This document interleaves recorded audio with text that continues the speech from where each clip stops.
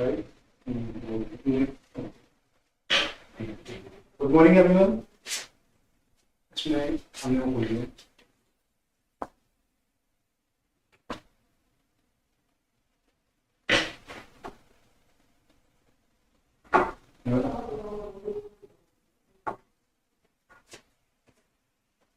ठीक है। Good morning everyone.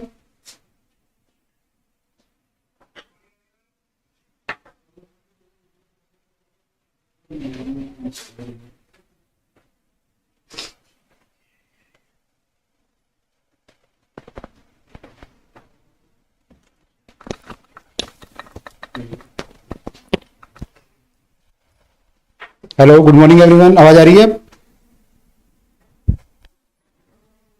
Are you able to hear me?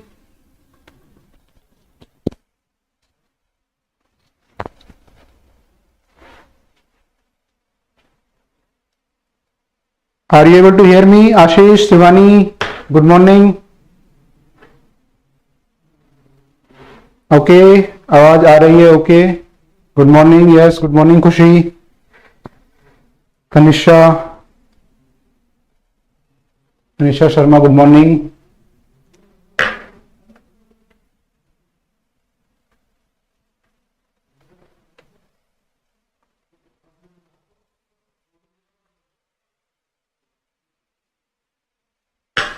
Good morning Gunjan. सब बच्चे आ गए? कोई संडे की छुट्टी तो नहीं मना रहा आज? संडे को क्लास होगी आप लोगों की, मंडे को छुट्टी रहा करेगी। मैंने मंडे को टेस्ट होगा, क्लास नहीं होगी, टेस्ट होगा मंडे को। तो टाइम टेबल आपका ऑलमोस्ट ये फिक्स है कि आपका जो है ट्यूसडे से और संडे तक होगी क्लास और मंडे को होगी, मंडे को होगा टेस्ट। ठीक है। एंड दिवाली, अगला वीक तो दिवाली का है, तो थोड़ा बहुत क्लास में चेंज हो सकता है। Thank you.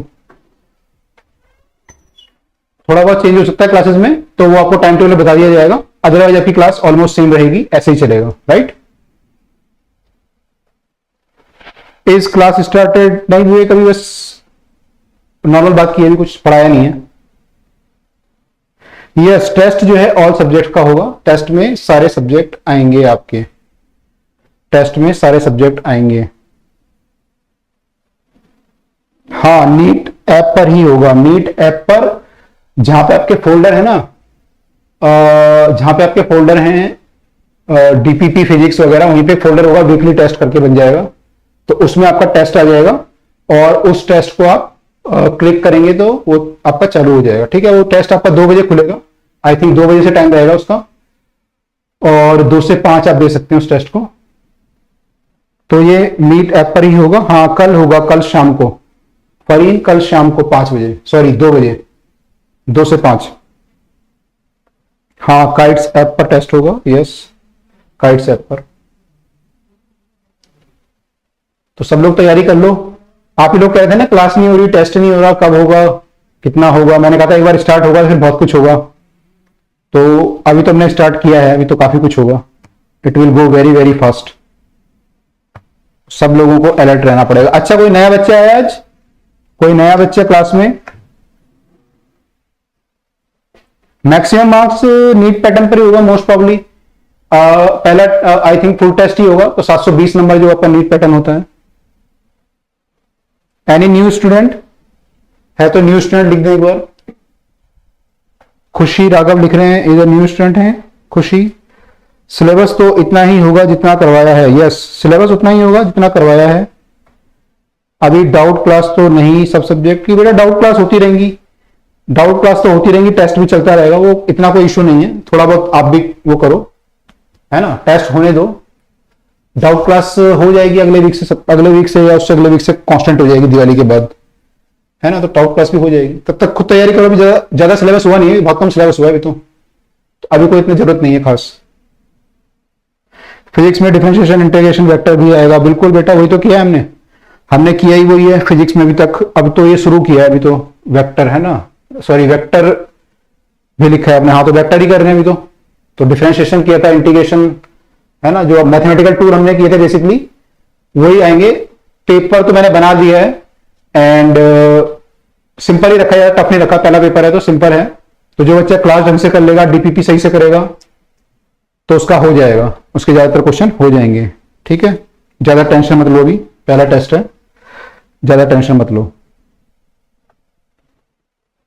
आज ही अटेंड किया है कुछ बच्चों ने, दिशांक बोल रहे हैं, राघव, आई थिंक खुशी राघव हैं।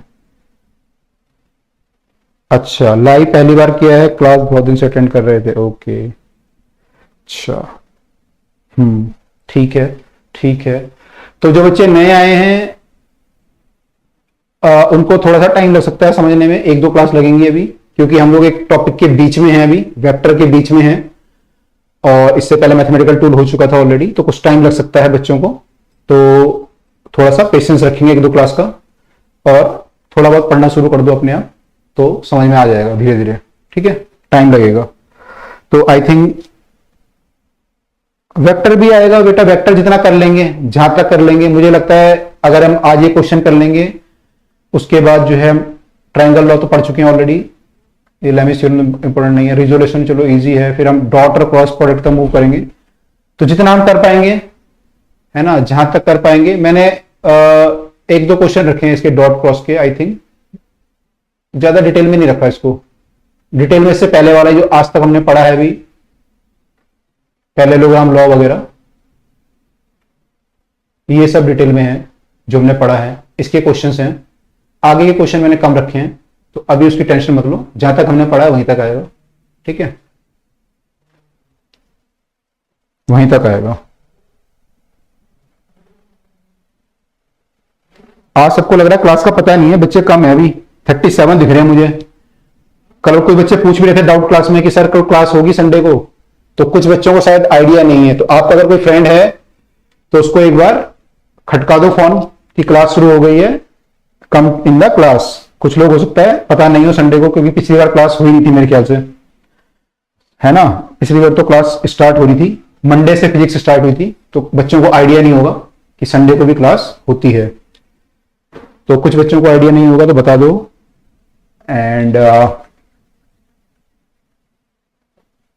हाँ, कल डाउट क्लास थी तो कुछ बच्चों ने मिस कर दी होगी शायद, तो कोई बात नहीं, अगली डाउट क्लास होगी उसमें पूछ लेना अपने डाउट, ये तो चलता रहेगा, डाउट क्लास तो पूरे साल चलेगा, है ना, डाउट क्लास तो बहुत सारी होंगी, चलती रहेंगी, जितनी जरूरत पड़ेगी वो करते रहेंगे। कल डाउट क्लास थी, कई बच्चों ने क्वेश्चन पूछे, अच्छे क्वेश्चन भी पूछे, ठीक है, तो अच्छा लगा, नई चीजें भी निकल के आई कुछ, तो it was a good experience सब बच्चों के लिए।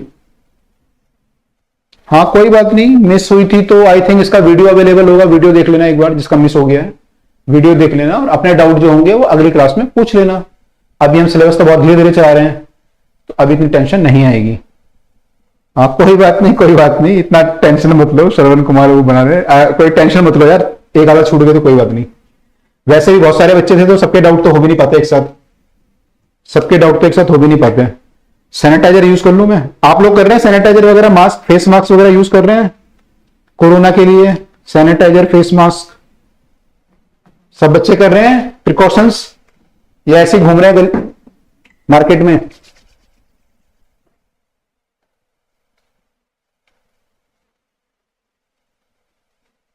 हाँ सब लोग प्रिकॉशन रखिएगा, because corona is still going on. Corona का पैनिक कम हो गया है, लेकिन बीमारी बढ़ गई है, बीमारी कम नहीं हुई है।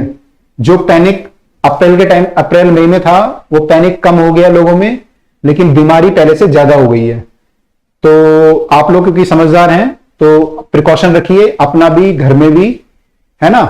तो ट्राई करिए कि क्योंकि घर में पेरेंट्स होते हैं, बड़े लोग होते हैं, उनको थोड़ा सा ये खतरनाक है बीमारी, तो ट्राई करिएगा कि मैक्सिमम जो है प्रिकॉशन रखें, और कम से कम सोशल जो बाहर आपकी गैदरिंग है उसको अवॉइड करें, ट्राई करें कम से कम हो। घर में भी फ्रेंड आ रहे हैं तो कम से कम आए, बहुत जरूरत हो तभी आए, पूरी प्रिकॉशन रखें अपना। जो बच्चे कोचिंग जो है ऑफलाइन कुछ बच्चे ले रहे हैं, तो ऑफलाइन इज वेरी डेंजरस बेटा इस समय, कुछ बच्चे ऑफलाइन ले रहे हैं, तो अभी आंध्र प्रदेश में भी कुछ केस हुए हैं ऐसे कि teacher and student both are corona positive, तो ज्यादा खतरा तो घर में फैमिली को है उससे, तो थोड़ा सा ध्यान रखिएगा सब बच्चे। आई थिंक सब लोग कर रहे हैं सैनिटाइजर, सोशल डिस्टेंसिंग। मुझे लिंक नहीं आया था बेटा, लिंक नहीं आया था, ओके, तो एक बार आप ना उनसे बात कर लीजिएगा, हो सकता है आपका नाम ना रहा हो वहां पे एडमिशन ऑफिस में जो लोग हैं, तो हो सकता है ना आया हो, तो कोई बात नहीं, दोबारा क्लास कर लेंगे।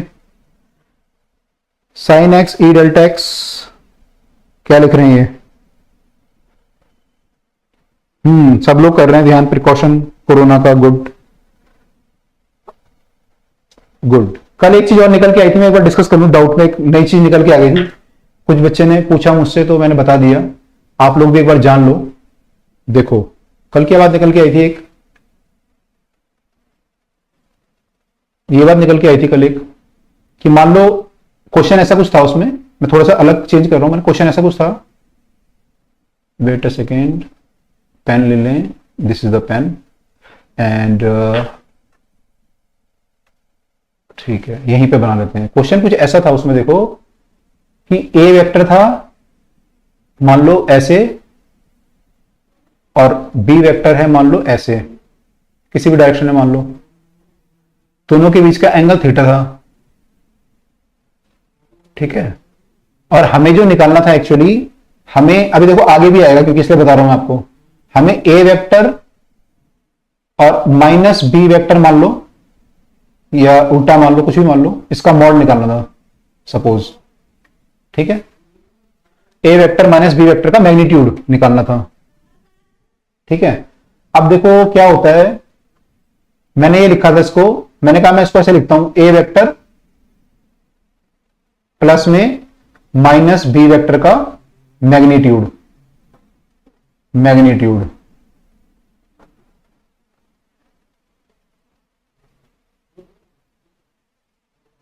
ठीक है। तो मैंने ये लिख दिया उसको, तो मेरे को ए वेक्टर और माइनस बी वेक्टर को एक्चुअली ऐड करना है, क्योंकि मेरे को जो मैंने फॉर्मूला पढ़ा है पैरेललोग्राम लॉ का, वो मैंने ऐड करने के लिए पढ़ा है, मैंने माइनस करने के लिए तो पढ़ा नहीं फॉर्मूला, मैंने तो पढ़ा कि दो वेक्टर को मैं ऐड कैसे कर सकता हूं, मैंने तो ये पूछा था कि दो वेक्टर को मैं ऐड कैसे कर सकता हूं, ठीक है।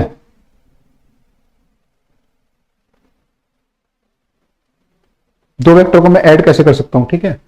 तो अब जो है इन दो वेक्टर को मुझे ऐड करना है, मैंने देखा जब पी वेक्टर और क्यू वेक्टर को मैं ऐड करता था तो उसका जो रिजल्टेंट आता था वो मेरा आता था P square plus q square plus 2pq cos theta आता था, P square plus q square plus 2pq cos theta आता था, ठीक है, दो वेक्टर को जो मैं ऐड करता था। अब यहां पे p क्या था, p is the magnitude of p vector, ये मैग्नीट्यूड है, ठीक है, p वेक्टर नहीं है, ये p का मैग्नीट्यूड है, यानी कि उसकी लेंथ है, या कुछ भी मान लो, अगर मैग्नीट्यूड है मतलब उसका मान लो वेलोसिटी है तो मीटर पर सेकंड में आ जाएगा, तो इसका मैग्नीट्यूड कितना है वो है ये, ठीक है, वेक्टर नहीं है ये। ऐसी क्यू जो है उसका मैग्नीट्यूड है और पी क्यू फिर दोबारा जो आएगा वो मैग्नीट्यूड है। तो मैग्नीट्यूड क्या होता है, हमेशा पॉजिटिव होता है, मैग्नीट्यूड नेगेटिव नहीं होता कभी भी, है ना। मान लो किसी की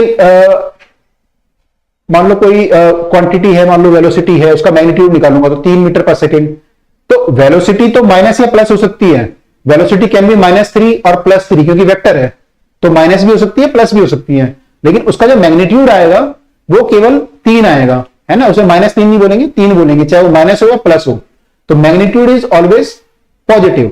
तो जब यहां पे पी और क्यू पुट करते हैं वो क्या होता है, मैग्नीट्यूड होता है, तो जब यहां पे पुट करेंगे तो क्या होगा, वो इनका मैग्नीट्यूड होगा। तो मैं यहां पे क्या लिखूंगा, a square plus b square plus 2ab, ठीक है, यहां माइनस नहीं आएगा, बच्चे यहां पे b के साथ माइनस लगा रहे थे, वो कहते हैं कि सर माइनस बी लिखना चाहिए, वो कह रहे चलो बी स्क्वायर में तो माइनस माइनस कट गया तो बी स्क्वायर आ जाएगा, लेकिन जब तो वहां तो माइनस बी स्क्वायर लिखोगे तो कट जाएगा, तो वहां तो कोई प्रॉब्लम नहीं है, जो मेरा आ रहा था वही उनका आ रहा था। लेकिन जब +2ab की बात आ रही थी तो बच्चे कहते सर यहां पे -b लिख दो क्योंकि ऊपर वेक्टर -b है, तो मैंने कहा नहीं ये गलत है, जो b है वो उसका मैग्नीट्यूड है, वहां पे माइनस नहीं आएगा, ठीक है, वहां पे माइनस नहीं आएगा। लेकिन क्या फर्क पड़ेगा इसमें, अब आगे जब cos थीटा लिखोगे, cos यहां पे लिखोगे तो cos थीटा, थीटा कितना लिखोगे ये क्वेश्चन था, ठीक है। इतना समझ में आ गया सबको कि माइनस नहीं आएगा, इतना समझ में आ गया कि माइनस नहीं आएगा, जल्दी बता दो अगर समझ में आ गया तो यस लिख दो कि माइनस नहीं आएगा, चाहे वो a प्लस बी हो या a माइनस बी हो, दोनों केस में माइनस नहीं आएगा प्लस आएगा। इतना क्लियर है, समीर को क्लियर हो गया, बाकी लोगों को क्लियर है, यस यस, दीपांशी, फरीन, हरीश, अश्वित, अश्वती, अंशिका, संजय, विधि, ऋतु, संध्या, सबको क्लियर है, कनिका, विश्वजीत, खुशी, गुंजन, सबको क्लियर है, ठीक है।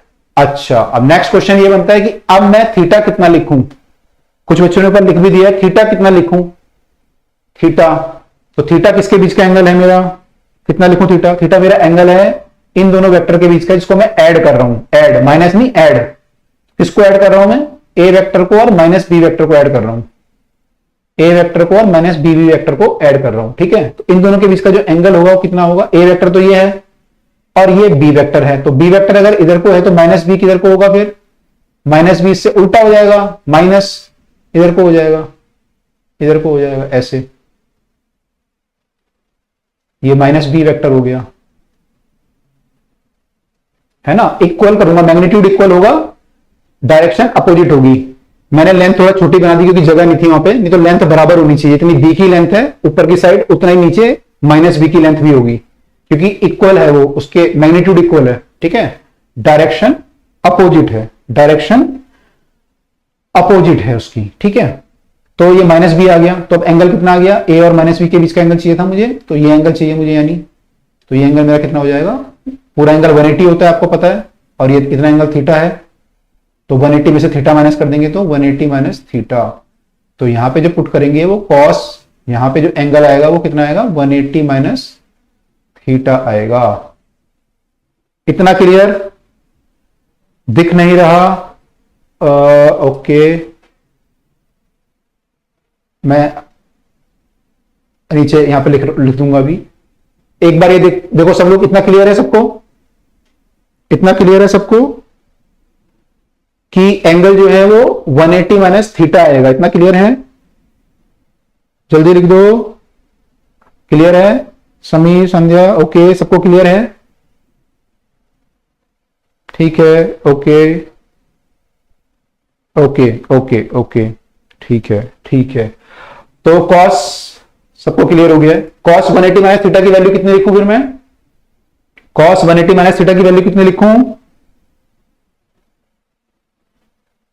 कितना आएगा, साइन थीटा आएगा कि कॉस थीटा आएगा कि माइनस साइन थीटा आएगा या माइनस कॉस थीटा, 180 माइनस 180 पे चेंज होगा,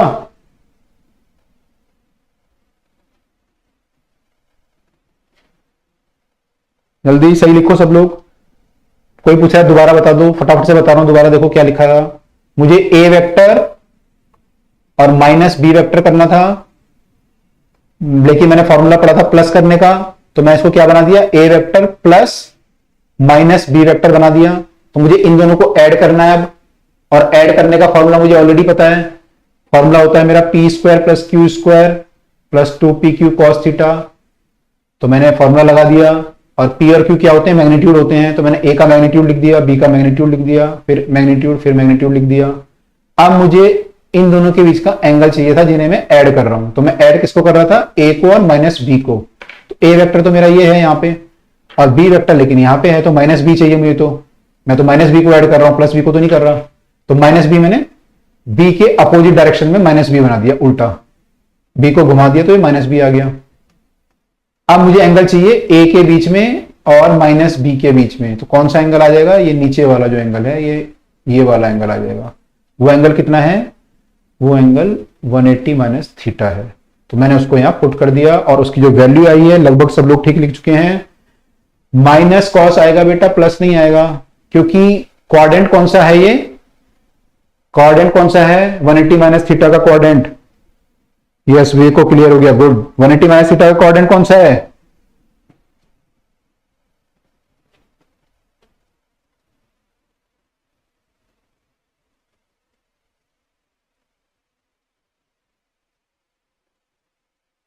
सेकेंड क्वाड्रेंट है, अच्छा दिख नहीं रहा आप लोगों को, सेकेंड क्वाड्रेंट है, सेकेंड क्वाड्रेंट, ठीक है, तो ये माइनस हो जाएगा, तो ये माइनस हो जाएगा, मैं यहां से लिख देता हूं, कैमरे आगे आ रहा हूं मैं, यहां से लिख देता हूं मैं, तो ये देखो फाइनली क्या हो जाएगा, एक बार मैं हट जाऊंगा, मैं लिख देता हूं पहले, ये हो जाएगा root of a square plus b square minus 2ab cos theta हो जाएगा ये, क्योंकि कॉस आपका नेगेटिव होता है वहां पे, तो फॉर्मूला बन गया a square plus b square minus 2ab cos theta, ये क्लियर है सबको, हाँ सेकंड क्वाड्रेंट होगा, करेक्ट, सब लोग सही लिख रहे हैं, सेकंड क्वाड्रेंट होगा। तो ये क्लियर है सबको? अब जल्दी बताओ,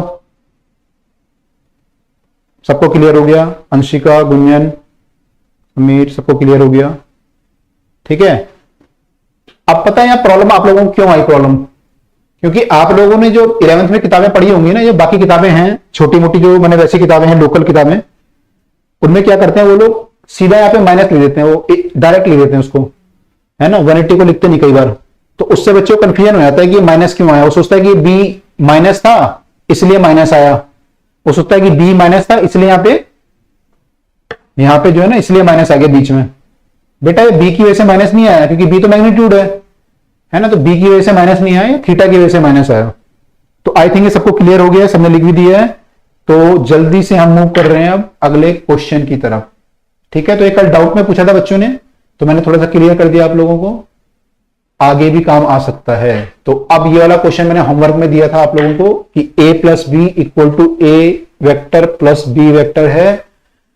बहुत आसान क्वेश्चन है। एंगल कितना होगा? एंगल कितना होगा? तो जिन्होंने कर लिया है वो मेथड बता दो, क्या मेथड लगाया है, और जिसने नहीं किया है वो लिख दो सर हुआ नहीं, बता दो तो बता देंगे। जिन्होंने कर लिया है मुझे मेथड बता दो क्या लगाया है।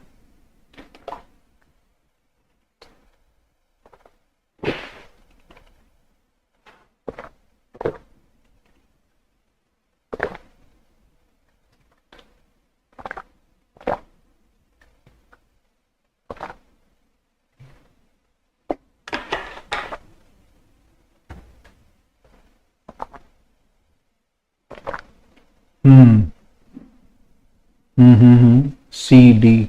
हाँ नहीं, आंसर तो ठीक है, आंसर तो ठीक है, आंसर तो आ जाएगा। तरीका क्या लगाया है? तरीका क्या लगाया है? ए वेक्टर प्लस बी वेक्टर का मैग्नीट्यूड जो है वो ए के मैग्नीट्यूड और बी के मैग्नीट्यूड के बराबर है। तो क्या तरीका लगाया है? मुझे दो तरीके दिख रहे हैं साफ साफ। अब आप लोगों ने कौन सा लगाया मैं जानना चाहता हूं, फिर मैं आपको बताऊं तरीके क्या है।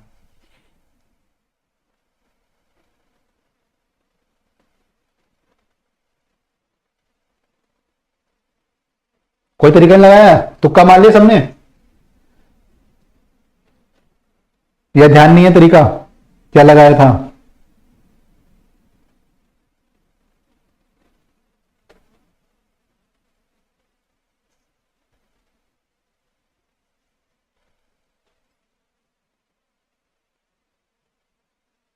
रिजल्टेंट का फॉर्मूला, ओके। हम्म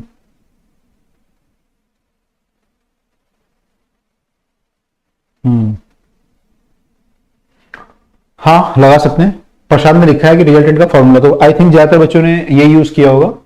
तो देखो क्या है, ये a प्लस बी का मैग्नीट्यूड है, और अभी हमने पढ़ा है p vector plus q vector का मैग्नीट्यूड कितना होता है।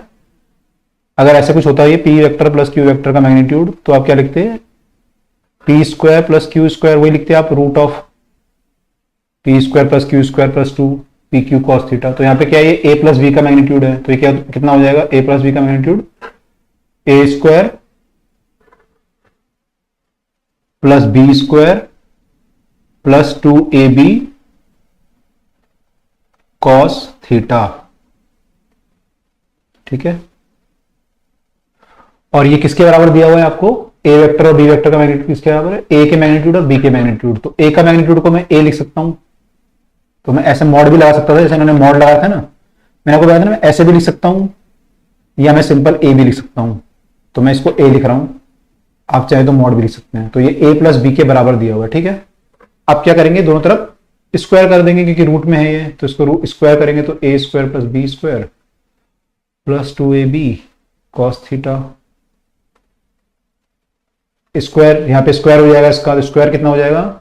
ए प्लस बी का होल स्क्वायर हो जाएगा, a square plus b square plus 2ab cos theta नहीं आएगा। ठीक है, यहाँ पे 2ab, a square plus b square plus 2ab आ जाएगा। अब क्या होगा, इससे ए स्क्वायर से ए स्क्वायर कट जाएगा, बी स्क्वायर से बी स्क्वायर कट जाएगा, तो आपका आ गया 2ab cos theta equal to 2ab, यानी cos थीटा आ गया आपका 2ab और डिवाइड बाय 2ab, है ना। ये वाला ab इधर चला जाएगा नीचे डिनोमिनेटर में, तो ये हो जाएगा कितना 1। कॉस थीटा 1 हो जाएगा तो theta equal to 0 degree, cos 0 1 होता है। तो ये तरीका था, ठीक है। ये समझ में आ गया सबको, ये तरीका समझ में आया, यही लगाया था सबने, यही लगाया था सबने, यही लगाया था। ओके, फरीन ने ये लगाया, समीर बोल रहे हैं संध्या, यस समझ में आ गया है, और यही तरीका लगाया था। तो सब बच्चों ने लगभग आई थिंक ऐसे कुछ किया होगा। इसका एक और मेथड हो सकता है, किसी ने और कोई तरीका लगाया था, किसी ने कुछ और लगाया होगा कुछ अलग से, out of the box thinking. उसमें कहता है ना वो मूवी जो है, कौन सी मूवी है यार, 3 इडियट में आमिर खान कहता है कि सर जब वो क्लास में पढ़ाने आता है तो कहता है किसी ने सोचा था टीचर नई चीज पढ़ाएगा। तो ऐसा किसी बच्चे ने जब क्वेश्चन किया था, कुछ नया सोचा, है ना। वो मूवी का सीन है ना, वो अपने दोस्त का नाम लिख देता है, फिर वो बोलता है बताओ इसका मतलब क्या होगा। तो सब बच्चे जो है वो किताब खोल के देखते हैं तो मिलता नहीं है किसी को। फिर वो पूछता है कि टीचर ने, किसने सोचा था टीचर नया कुछ पढ़ाएगा। तो आप लोगों ने कुछ नया सोचा इसमें या ऐसे ही किया? ग्राफ से, ओके, अलग किया था, कुछ लोगों ने अलग भी किया था। ओके, हाँ, ओके,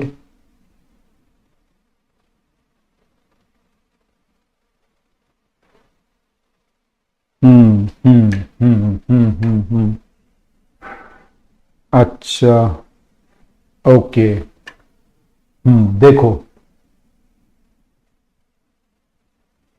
हमें पता है कि ये दो वेक्टर होते हैं, जब इनको ऐड करते हैं, कल हमने क्वेश्चन किया था ना, तो इनकी मैक्सिमम वैल्यू कितनी आती है? मैक्सिमम वैल्यू आती है p प्लस क्यू और मिनिमम वैल्यू आती है p माइनस क्यू। ये हमने कल किया था, ठीक है। यस, दीपांशु सही लिख रहे हैं, हाँ, नहीं रैनी देवी सही लिखा है, आपने गलत नहीं लिखा है, यू आर करेक्ट, यही करेंगे। p plus Q maximum value आती है और minimum value minus p minus Q आती है। और p प्लस क्यू कब आती है? जब दोनों फोर्स या दोनों वेक्टर एक डायरेक्शन में होते हैं तो मैक्सिमम आती है, और जब अपोजिट डायरेक्शन में होते हैं तो मिनिमम आती है, ठीक है। अब यहां पे क्या हुआ था, यहां पे a प्लस बी का जो मैग्नीट्यूड है, रिजल्टेंट है, वो a प्लस बी के बराबर है, यानी p प्लस क्यू के बराबर है। तो ये वाला केस बन गया नहीं बन गया? ये वाला केस, ये वाला केस बन गया। अगर ये केस बन गया तो दोनों वेक्टर एक डायरेक्शन में हैं, और दोनों अगर एक डायरेक्शन में है तो आंसर कितना है? 0 डिग्री है। फिर सीधा ही हो गया, इतना करने की जरूरत ही नहीं है। कितने लोगों ने सोचा था?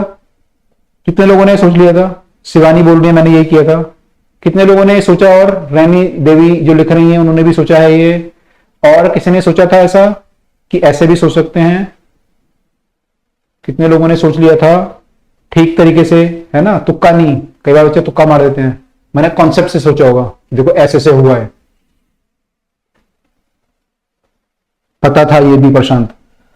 हाँ, मैथ्स वालों को पता होगा, मैथ्स में और भी जरूरत पड़ती रहती है इनको, मैथ्स में वेक्टर आपका वैसे भी अलग से चैप्टर ही है, तो मैथ्स वालों को तो इजी है। बाकी लोगों ने अगर सोच लिया था तो it is a good symbol, पता, ओके। बाकी लोगों ने नहीं किया था, सोचा था पर आता नहीं, सोचा नहीं पर आता था, ओके, किया था, okay, good good good good. तो पेपर में देखो यही होगा बेटा, पेपर में अगर आपको कंसेप्ट क्लियर है ना तो बहुत जल्दी कैलकुलेशंस हो जाएंगी। जैसे ये कैलकुलेशन बहुत जल्दी हो गई ये वाली हमारी, है ना, या तो कैलकुलेशन आपकी जल्दी हो जाएगी, या मान लो आपको कंफ्यूजन है तो कंफ्यूजन क्रिएट नहीं होगी, क्योंकि आंसर आपका दो तरीके से आ गया, तो कभी आपको कंफ्यूजन नहीं होगा कि मैं सही कर रहा हूं या गलत कर रहा हूं। तो बहुत जल्दी आप लोग आंसर पे पहुंच सकते हो, ठीक है, बहुत जल्दी आंसर पे पहुंच सकते हो। तो अगला क्वेश्चन कर लेते हैं। हाँ, रिजल्टेंट वाले नहीं सही है, दोनों सही है, रिजल्टेंट वाले से कर लो, कोई इशू नहीं है, मैं मना नहीं कर रहा हूं। देखो सी आंसर दिया ना, ये सी आ गया हमारा 0 डिग्री, तो उससे भी कर सकते हो, कोई प्रॉब्लम नहीं है उसमें भी। मैं ऐसे नहीं बोल रहा कि वो गलत है या वो कंसेप्ट, वो भी कंसेप्ट ही है, वो भी अपना कंसेप्ट लगाओगे तभी आएगा, उसके बिना वो भी नहीं आएगा। पर दोनों तरीके अगर पता हो तो अच्छा है हमारे लिए। ये वाला क्वेश्चन देखते हैं। Maximum and minimum magnitude of the resultant of two vector of magnitude P and Q का रेशो जो है 3:1 है, का रेशो जो है 3:1 है, तो कौन सा रिलेशन करेक्ट है? कौन सा रिलेशन करेक्ट है? Maximum and minimum magnitude of the resultant, maximum magnitude और मिनिमम मैग्नीट्यूड का रिजल्टेंट तो कर लिया था जिन्होंने वो, हाँ करेक्ट। बच्चे लिखना शुरू कर दिया यार फटाफट, गुड, करके आए सब लोग घर से। मैक्सिमम किसका? Maximum magnitude of the resultant, तो मैग्नीट्यूड ऑफ द रिजल्टेंट का मैक्सिमम आपने पढ़ा है पी प्लस क्यू होता है मैक्सिमम, और मिनिमम कितना होता है? P minus Q. वो कह रहा है कि मैक्सिमम मिनिमम का जो रिजल्टेंट है उनका जो रेशो है वो 3:1 है, 3:1 है। तो which of the following relation is, which of the following relation is correct? ठीक है, ये मैग्नीट्यूड है, ठीक है, वेक्टर नहीं है, ये है। तो इसको सॉल्व कर लेंगे बस। अब क्या करना है? क्रॉस मल्टीप्लाई करना है, तो क्रॉस मल्टीप्लाई कर लो। p plus q equal to 3p minus 3q हो जाएगा।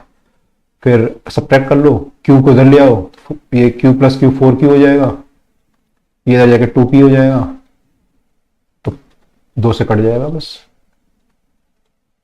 बहुत सिंपल क्वेश्चन था, बहुत सिंपल, ठीक है, बहुत सिंपल क्वेश्चन था।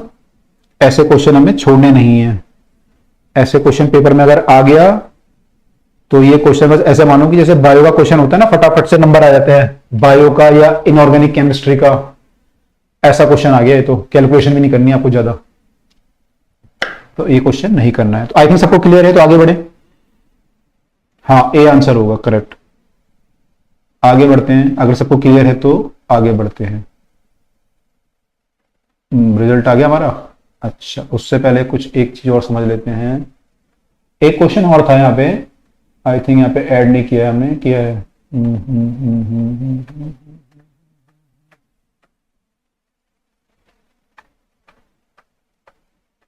अच्छा,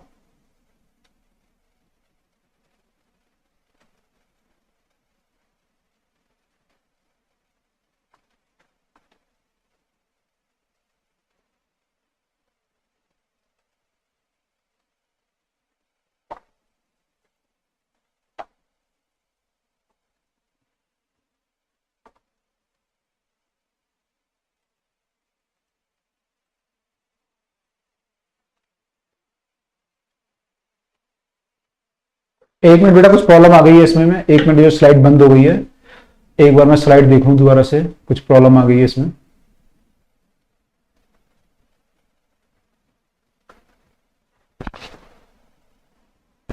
तब तक आप लोग लिख लो क्वेश्चन, क्वेश्चन लिख लो, मैं स्लाइड चालू कराता हूं। क्वेश्चन ये है कि mod of a plus b, a vector plus b vector का मॉड जो है वो a vector minus b vector के मॉड के बराबर है ना। यानी कि जो मॉड होता है ना, डबल डंडे खींचते हैं हम, तो a vector plus b vector का mod equal to a vector minus b vector का मॉड, ये है। तो हमें बताना है, इतना क्वेश्चन क्लियर है? ए वेक्टर प्लस बी वेक्टर का मॉड ए वेक्टर माइनस बी वेक्टर के मॉड के बराबर है। हमें बताना है ए और बी के बीच का एंगल कितना होगा, ए और बी के बीच का एंगल कितना होगा। आप कर लो, मैं एक बार टेक्निकल पर्सन को बुलाकर से ठीक करा देता हूं। कुछ प्रॉब्लम आ गई है स्लाइड में, आई थिंक मैं ठीक कर देता हूं। एक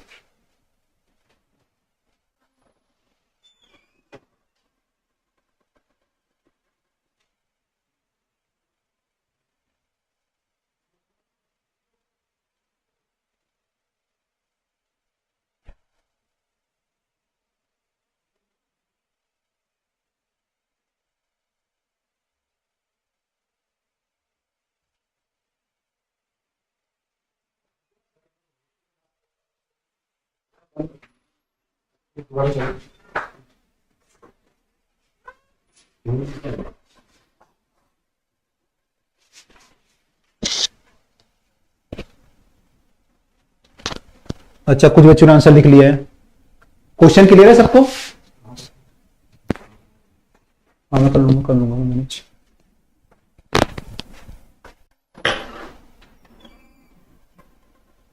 क्वेश्चन में ये लिख रहा था आपको, यहां पे कर लेते हैं, जगह खाली पड़ी हुई है। क्वेश्चन था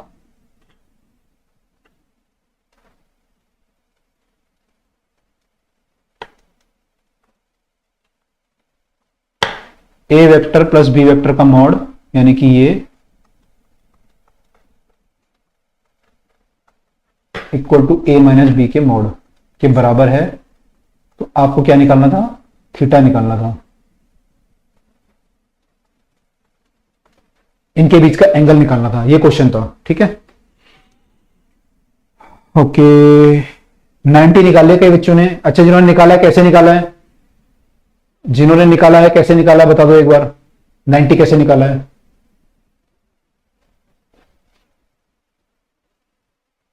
नाइन्टी कैसे निकाला है? हाँ, परपेंडिकुलर। मुझे कैसे पता परपेंडिकुलर है? कैसे पता लगा आपने परपेंडिकुलर है?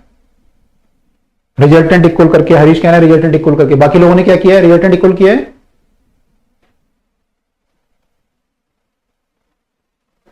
रिजल्टेंट से, रिजल्टेंट फॉर्मूला से। रिजल्टेंट फॉर्मूला लगा रहे हैं सब लोग। तो मैं फिर दोबारा रिजल्टेंट फॉर्मूला लगाता हूं। सब लोग यही लगा रहे हैं, a square plus b square plus 2ab, और इनके बीच का एंगल अगर थीटा है तो मैं लिख दूंगा कॉस थीटा। ये किसके बराबर है? ये बराबर है ए स्क्वायर प्लस बी स्क्वायर, देखना प्लस आएगा, प्लस 2ab। अब भी एंगल कितना होगा? यहां a माइनस बी है तो एंगल क्या हो जाएगा? 180 माइनस थीटा हो जाएगा। तो कॉस 180 माइनस थीटा कर देंगे यहां पे। ठीक है, ये दोनों बराबर हैं आपस में। तो जब माइनस करोगे तो a से a कट जाएगा, b से b कट जाएगा, और 2ab से 2ab काट सकते हो अगर चाहो। तो फाइनली आपका आ जाएगा cos थीटा इक्वल टू, अब 180 माइनस थीटा करोगे तो क्या होगा? ये cos ही रहेगा 180 पे। तो 90 पे चेंज होता है, 90 और 270 पे चेंज होता है, तो 180 पे चेंज नहीं होगा, cos रहेगा। और सेकंड क्वाड्रेंट है तो माइनस cos थीटा।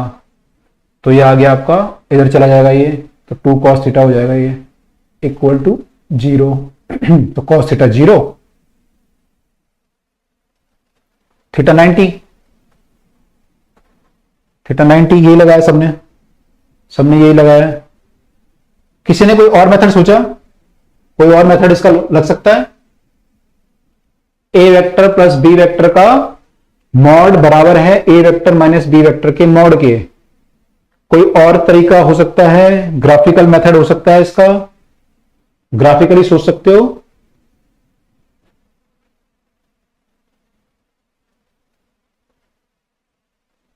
पहले वाली ट्रिक निखिल क्या बोल रहे हो? पहली वाली ट्रिक कौन सी वाली लगाई है?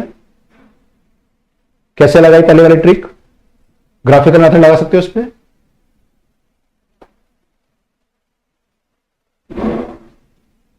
बाय स्क्वायरिंग बोथ साइड, तो हाँ वो तो एक ही बात है। स्क्वायरिंग तो एक ही बात है, वो तो यही आएगा इससे स्क्वायरिंग करके, तो है ना। किसने कुछ अलग सोचा हो? इसको अलग से सोचा हो?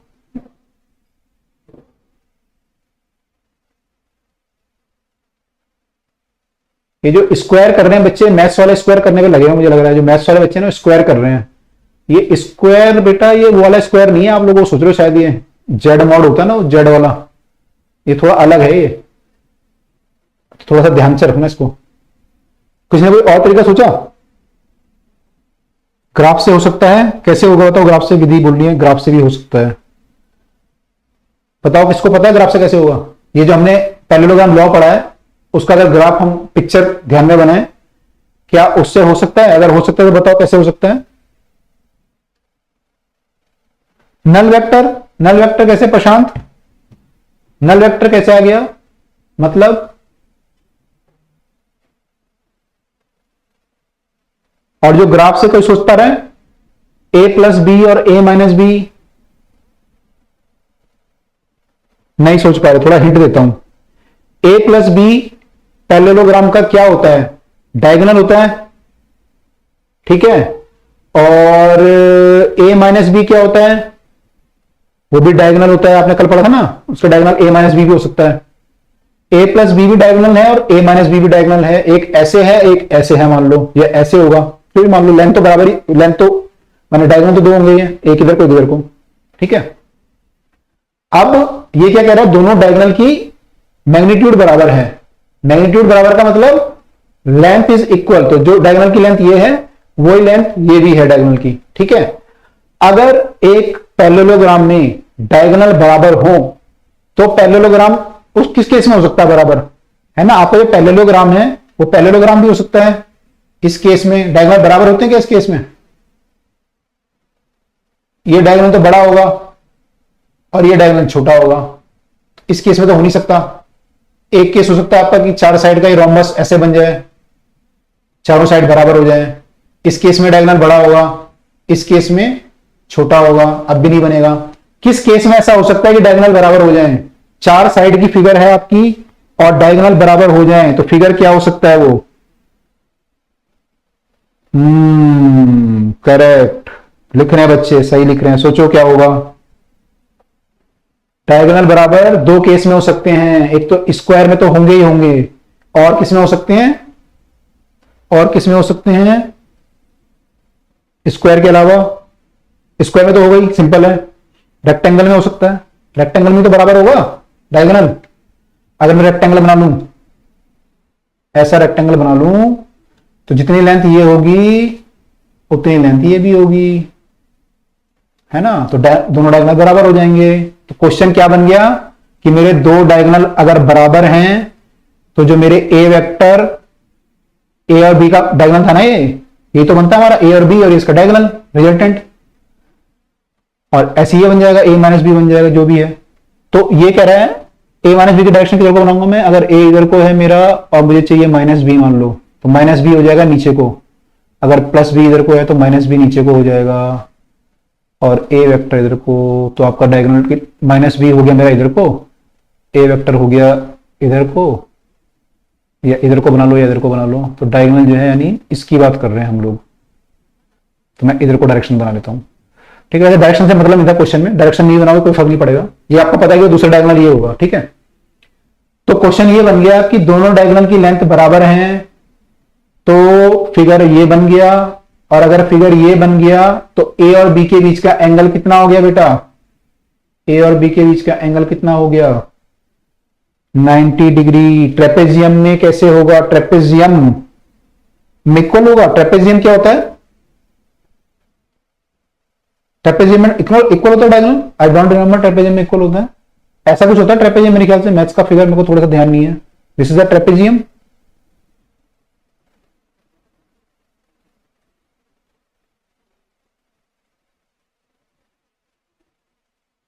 देखो इसमें तो होगा ही, स्क्वायर में होगा, स्क्वायर में भी होगा। हाँ, तो ट्रेपेजियम जब बनाओगे बेटा तो मे और मे नॉट भी इक्वल, अगर सिमेट्रिक ट्रेपेजियम है तो हो भी सकता है, अनसिमेट्रिक अगर हो गए तो ऐसा भी तो हो सकता है ट्रेपेजियम। आई थिंक उसकी केवल दोनों साइड पैरेलल होनी चाहिए ना, ऐसा कुछ होता है ना बस। तो अगर मान लो अनसिमेट्रिक ऐसे कुछ हो गया ट्रेपेजियम, ये दो साइड तो पैरेलल लेकिन बाकी ऐसे है, तो फिर हो सकता है डायगोनल की लेंथ बराबर ना है। आई एम नॉट श्योर कि इसमें बराबर आएगी, आई एम नॉट श्योर इसमें बराबर आएगी। ओके, एक बार चेक कर लीजिएगा, इसमें बराबर आई थिंक नहीं आनी चाहिए। It can be the case of the square और रेक्टेंगल। इतना समझ में आ गया सबको, स्क्वायर और रेक्टेंगल में बराबर होगा तो आंसर हमारा 90 आएगा। सर्कल नहीं होगा बेटा, सर्कल में दो वेक्टर है ना, हमें एक्चुअली हमने जो ड्राइव किया है वो इस फिगर के लिए ड्राइव किया है। अब इस फिगर में हमने ये क्या माना, ये साइड मानी एक P, ये मानी Q और ये माना थीटा। तो आप क्या कर सकते हो, P को चेंज कर सकते हो, बढ़ा सकते हो, घटा सकते हो, Q को चेंज कर सकते हो, बढ़ा सकते हो, घटा सकते हो, और थीटा बढ़ा सकते हो, घटा सकते हो। तो उससे क्या होगा, या तो ये ऐसा बन जाएगा, अगर P को बढ़ाओगे घटाओ मतलब बराबर कर दिया तो ये बन जाएगा। अगर आपने एंगल चेंज करने लग गया तो ये भी बन सकता है, ये भी बन सकता है, लेकिन ये सर्कल नहीं बनेगा, है ना। तो हमें केस यही देखने जो हमारे हो सकते हैं पॉसिबल। तो जो पॉसिबल केस हैं वो यही सारे हैं। तो इसमें जो आंसर हमारा बन सकता है वो केवल रेक्टेंगल के केस में और स्क्वायर के केस में हो सकता है कि आपके दोनों डायगोनल बराबर हो जाएं और थीटा फिर आपका दोनों वेक्टर के बीच का जो एंगल है वो ऑब्वियसली 90 डिग्री आएगा। क्लियर है?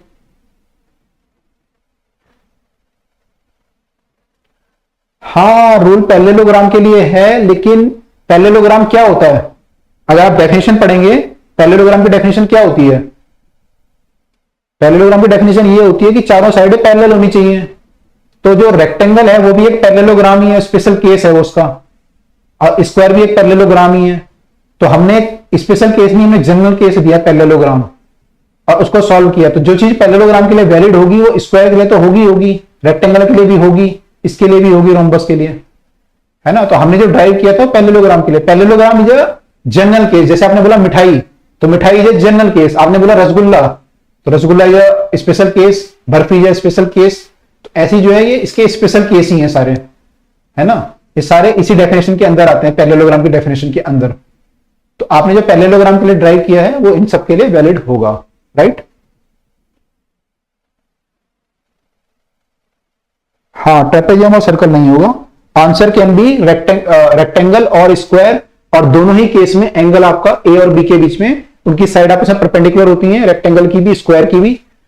तो एंगल जो है वो 90 डिग्री आएगा दोनों केस में। तो देखो ये भी अगर सोच सकते थे तो ये भी कर सकते थे। तो जो बच्चे मैथमेटिक्स वाले हैं वो ये भी लगा सकते थे, थोड़ा सा अगर दिमाग लगाते हैं ना। तो this can be the answer. Clear है, आगे चलें। टिल्टेड रेक्टेंगल, तब भी एंगल उतना ही आएगा। टिल्ट कर दो रेक्टेंगल को, रहने देरी करिए, टिल्ट कर दो टिल्ट, ऐसे कर दो रेक्टेंगल, क्या फर्क पड़ता है, क्या फर्क पड़ता है। ये ए वेक्टर है, ये बी वेक्टर है, और ये इसका रिजल्टेंट है। ए प्लस बी आएगा ये भी, ये ए माइनस बी फिर दोबारा वही आएगा। अभी आपस में अगर बराबर है तो रेक्टेंगल है, तो ए और बी के बीच का एंगल 90 है। हमें तो ए और बी के बीच का एंगल चाहिए ना, ये थोड़ी चाहिए ए कितना टिल्ट है, तो ये सेम आएगा। टिल्ट करो चाहे कुछ करो, राइट। आगे चले। डायरेक्ट स्टेटमेंट भी है, हाँ डायरेक्ट स्टेटमेंट भी होगी, बिल्कुल बोल सकते हैं डायरेक्ट स्टेटमेंट भी है ना। क्या चीज है डायरेक्ट स्टेटमेंट, कि अगर ऐसा केस है तो एंगल 90 होगा, ये स्टेटमेंट है। या जो मैंने बोला कि पैरेललोग्राम का स्पेशल केस रेक्टेंगल और ये है, कौन सी स्टेटमेंट बोल रहे हैं आप प्रशांत? नहीं बेटा, इक्विलेटरल ट्रायंगल नहीं हो सकता ना। आपने जो ड्राइव किया है वो पैरेललोग्राम के लिए, चार साइड के लिए ड्राइव किया है आपने, है ना। तो जो चार साइड होंगी उनको आप घटा बढ़ा सकते हो, लेकिन साइड कम नहीं कर सकते आप, 3 नहीं कर सकते साइड, या 5 नहीं कर सकते इसकी साइड। आपने जो ड्राइव किया है वो चार साइड के लिए ड्राइव किया है ना। और चारों साइडें भी कैसी हैं, पैरेलल। आपने ऐसा नहीं कर सकते स्फीयर को, ऐसा कर दोगे तो गड़बड़ हो जाएगा, इसकी साइड पैरेलल नहीं है, ये साइड पैरेलल नहीं है आपस में।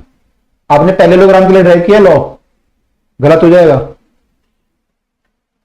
हाँ, ट्रायंगल में 3 साइड होती है ना, तो उसको हमने जो ड्राइव किया पैरेललोग्राम लॉ से ड्राइव किया, सब पैरेललोग्राम लॉ से तो आया सारा, ये जो आया आपका, तो 3 साइड के लिए वैलिड ही होगा।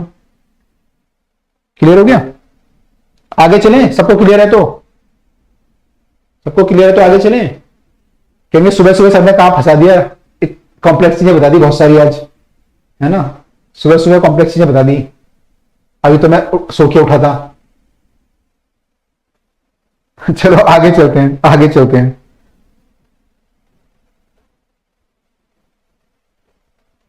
क्लियर है, यस लिख रहे हैं सब बच्चे। तो मजा आया, कुछ सोच के मजा आया, नई चीज सोच के, कुछ कंसेप्ट खुले अपने दिमाग, खुला नहीं खुला? बत्ती जली मेंटोज वाली, उस दिन कहते ना आप लोग बत्ती जलेगी मेंटोज वाली, जली बत्ती?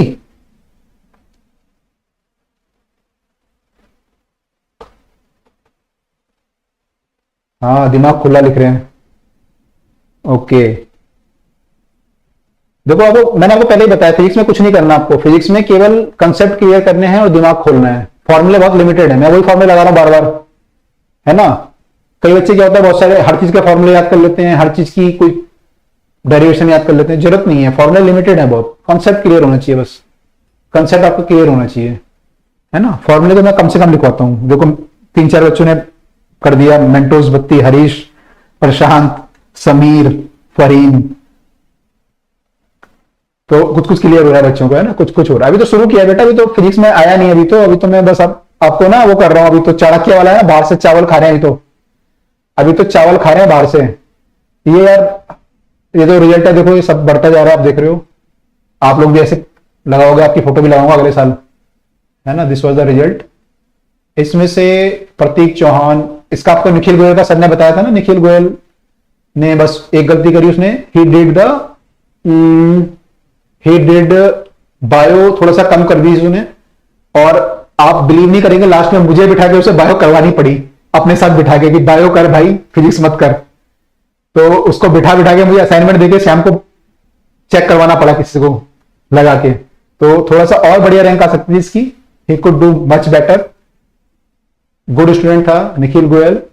प्रतीक चौहान उससे पहले था। प्रतीक चौहान ये सब एमएएमसी में है मेरे ख्याल से, अदिति एमएएमसी में है। प्रणव को तो अभी मिल रहा है, अभी तो इनकी काउंसलिंग चल रही है। प्रणव को शायद पहले राउंड में मेरे ख्याल से एमएएमसी अलॉट हुआ है आई थिंक। इसका लेकिन चॉइस जो है वो मुंबई का स्टूडेंट है, तो आई थिंक मुंबई का कोई कॉलेज या इंदौर एम्स कह रही थी इसकी मदर। तो और जो ये है प्रणव भाटिया, ये जो है एम्स का ट्राई कर रहे हैं इंदौर का। तो देखते हैं क्या करते हैं ये लोग, कहां पे जाते हैं।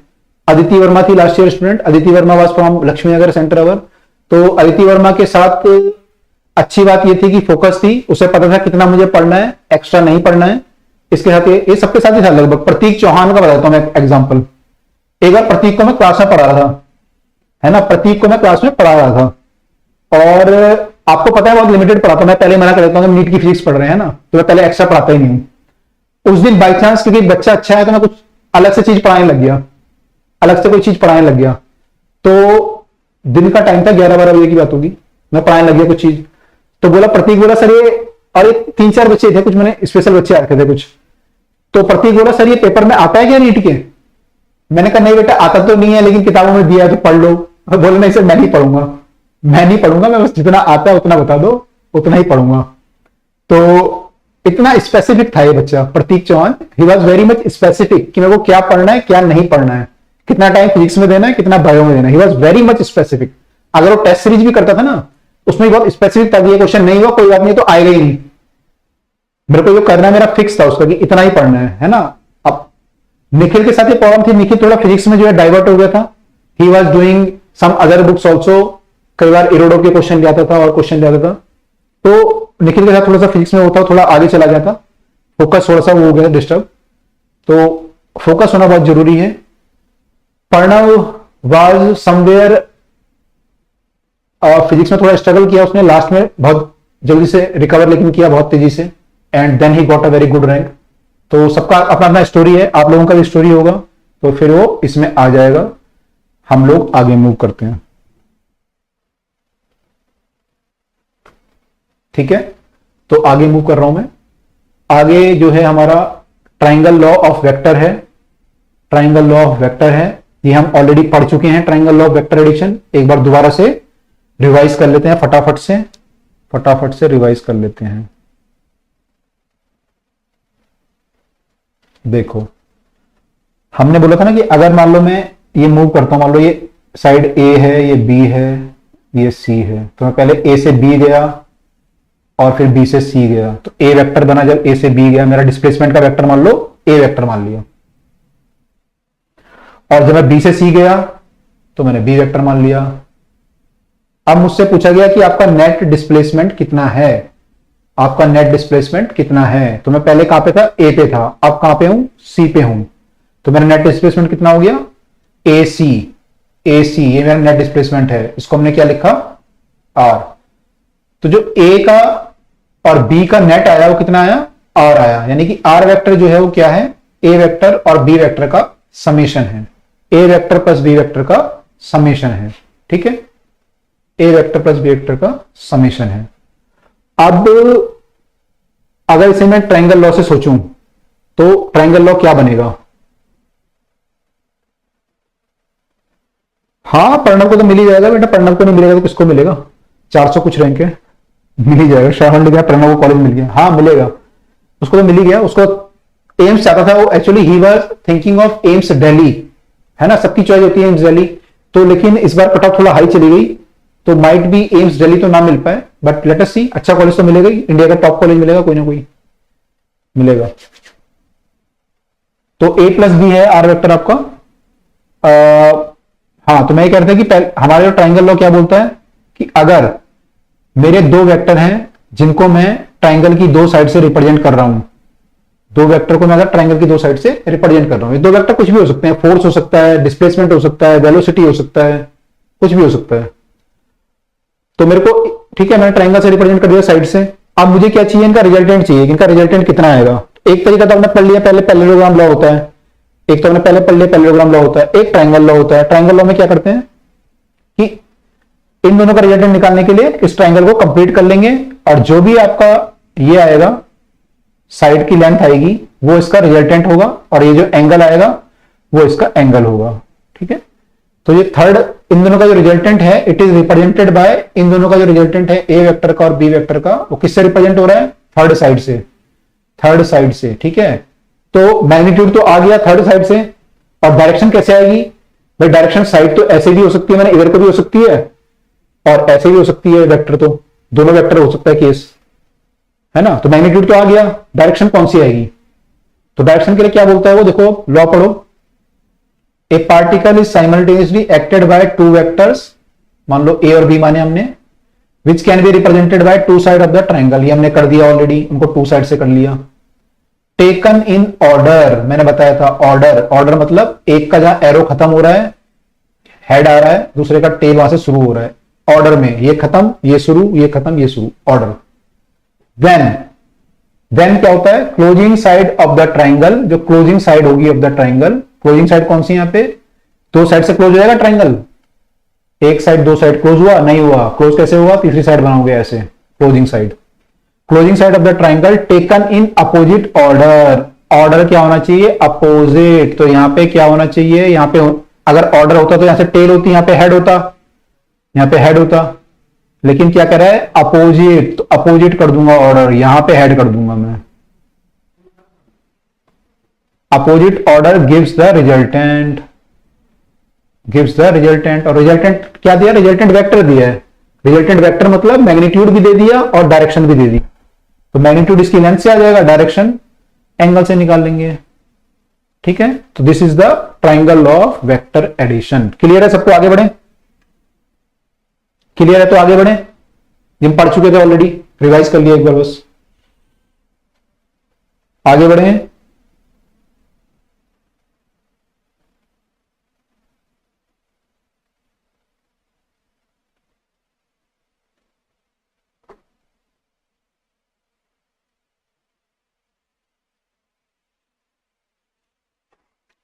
प्रशांत ने कोई साइन बनाया है, प्रशांत का मतलब बता दो, मैं बता थोड़ा वीक हूं उसमें।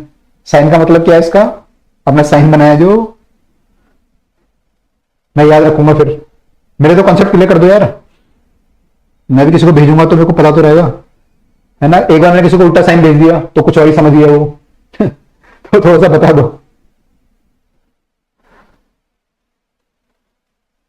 एप्लॉज, अच्छा, okay okay okay, applause, okay, thank you, welcome.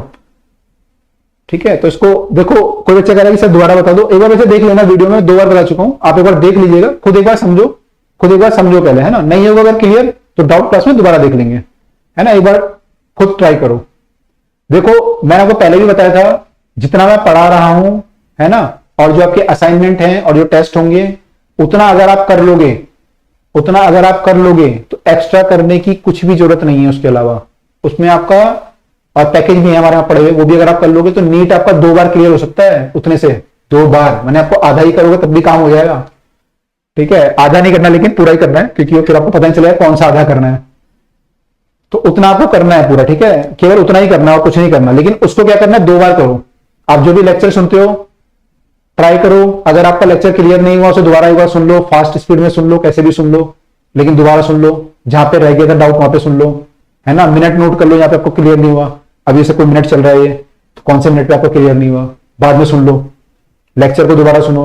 Assignment DPP करोगे उसको एक बार दोबारा कर लो, 1 हफ्ते बाद, है ना। पैकेज को दोबारा कर लो, सेम चीज को 2 बार कर लो, बजाय इसके कि आप बहुत सारी चीजें लेके आ जाओ और पता चला कि एक बार भी नहीं हुई। एक चीज को दोबारा करोगे तो कॉन्फिडेंस आएगा और नंबर भी ज्यादा आएंगे, कॉन्फिडेंस भी आएगा, नंबर भी आएंगे फिर फाइनली। लेकिन अगर अलग अलग चीजें करते रहोगे तो कॉन्फिडेंस भी नहीं आएगा, नंबर भी नहीं आएंगे। तो ट्राई करोगे लिमिटेड चीजें बार बार करो, कॉन्सेप्ट क्लियर ज्यादा होंगे। आगे मूव कर रहा हूं मैं, लेमिस थ्योरम पे मूव कर रहा हूं। तो बेटा लेमिस थ्योरम है, देखो इसमें क्वेश्चन तो यूजुअली मैंने देखा नहीं बहुत ज्यादा आते हुए, लेकिन फिर भी थ्योरम पढ़ लेते हैं। और जो मैथ्स के स्टूडेंट होंगे उनको सीधे सीधे दिख रहा होगा, साइन लॉ की तरह दिख रहा होगा। ये तो बहुत सिंपल है। देखो ये कह रहा है कि अगर एक पार्टिकल है उस पर 3 फोर्स लग रहे हैं, मान लो P, ये तीन वेक्टर है, मान लो P Q और R, तीन फोर्स लग रहे हैं सपोज, ठीक है। और ये तीनों फोर्स क्या है, इक्विलिब्रियम में अगर है ना, मैंने पार्टिकल पे जो फोर्स लग रहा है वो इक्विलिब्रियम में है, ठीक है। तो क्या हो सकता है, अच्छा पहले ये बताओ, अगर पार्टिकल पे फोर्स लग रहा है और वो इक्विलिब्रियम में है तो क्या हो सकता है, पार्टिकल तो रेस्ट में होगा, यह क्या हो सकता है, ये तो रेस्ट में होगा, या क्या हो सकता है,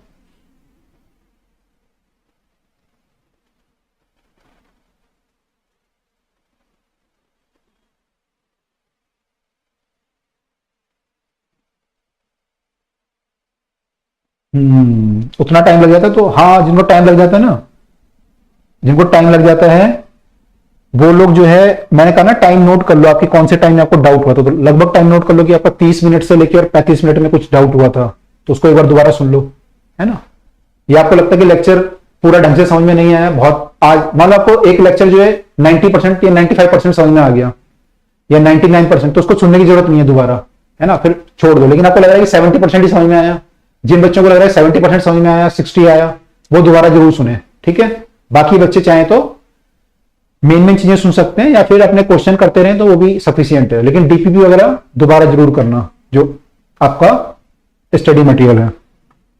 हाँ, क्या होगा, पार्टिकल या तो रेस्ट में होगा या फिर हाँ यूनिफॉर्म मोशन में हो सकता है, अगर वो सेम वेलोसिटी से मूव कर रहा है तब भी नेट फोर्स 0 होता है, ठीक है। ठीक है, चलो, अब इसकी जरूरत नहीं थी मुझे, लेकिन मैंने पूछ लिया आपको। मेरे को जरूरत यह है, मान लो तीनों फोर्स एक्ट कर रहे हैं और पार्टिकल जो है रेस्ट में है या इक्विलिब्रियम में है, उसको भी हम इक्विलिब्रियम ही बोलते हैं अगर वो यूनिफॉर्म चल रहा है। अगर वो इक्विलिब्रियम में है और तीनों फोर्स आपके काम कर रहे हैं, तो जो इन तीनों फोर्स के बीच का रिलेशन होता है आपस में, अब मान लो ये तीनों फोर्स हमने एंगल बना दिया इनके बीच में, है ना। पी के सामने जो एंगल बनाया उसको अल्फा बोला, पी के सामने अल्फा, क्यू के सामने बीटा और आर के सामने गामा, ठीक है। तो इन तीनों का सम कितना होगा, पहले तो तीनों का सम कितना होगा, ये तीन वेक्टर जो है प्लेन में है, ठीक है, प्लेन में होंगे ये, तो सम कितना होगा इनका तीनों का, 360, ओके 360 होगा, राइट 360 होगा, ठीक है, सम 360 होगा, ठीक है। तो मेरे को 360 की तीनों का सम 360 होगा, एंगल मान लो अल्फा बीटा और गामा है, तो तीनों फोर्स में और एंगल में जो रिलेशन होता है वो ये होता है, P by sine alpha, P के सामने साइन था, सॉरी अल्फा था, तो P by sine alpha equal to Q by sine beta equal to R by sine gamma. This is the relation between the three forces P Q R, जिनके बीच के angle ये हैं। कब है लेकिन ये रिलेशन, जब पार्टिकल क्या है, इक्विलिब्रियम में है, पार्टिकल इज इन इक्विलिब्रियम, यहां लिखा भी हुआ है। तो स्टेटमेंट पढ़ लेते हैं एक बार। Lemaitre theorem stated that if particle acted by three vector which hold the particle in equilibrium, then each vector is proportional to the sine of the angle between the other two. Each vector is proportional to the sine of the angle between other two. And उसके लिए फिर statement ये है, P by sin alpha equal to Q by, constant क्यों वो proportional क्यों बोल रहा हूं, एक्चुअली इसलिए बोल रहा है, इसको आप K कर सकते हो इक्वल टू K, तो फिर क्या आ जाएगा आपका P इक्वल टू आ जाएगा K sin अल्फा, ऐसी Q आ जाएगा आपका K sin बीटा और R आ जाएगा K sin गामा, इसलिए बोल रहा है प्रोपोर्शनल, है ना। K तो कांस्टेंट है, तो P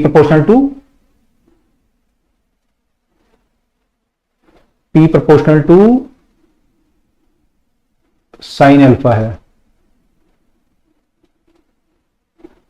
ठीक है।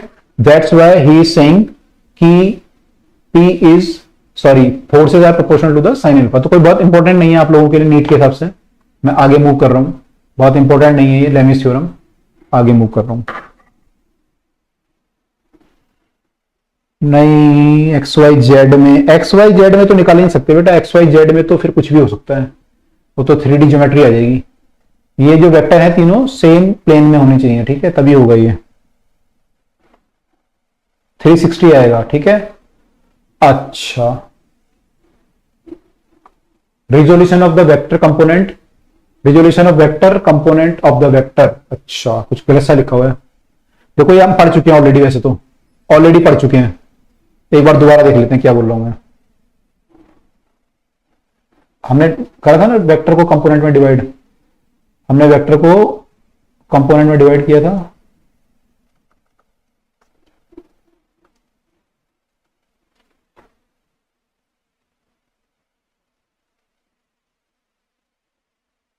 मान लो ये फोर्स है और ये 30 डिग्री पे काम कर रहा है यहाँ पे, तो इसका ये x एक्सिस है और ये y एक्सिस है मान लो। तो x कंपोनेंट कितना होगा इसका, इसका अगर मैं ब्रेक करूंगा तो इसको मैं x कंपोनेंट में ब्रेक कर सकता हूं, which is known as fx। fx कितना होगा लिख दो, fx कितना होगा लिख दो जल्दी से, जल्दी से लिख दो।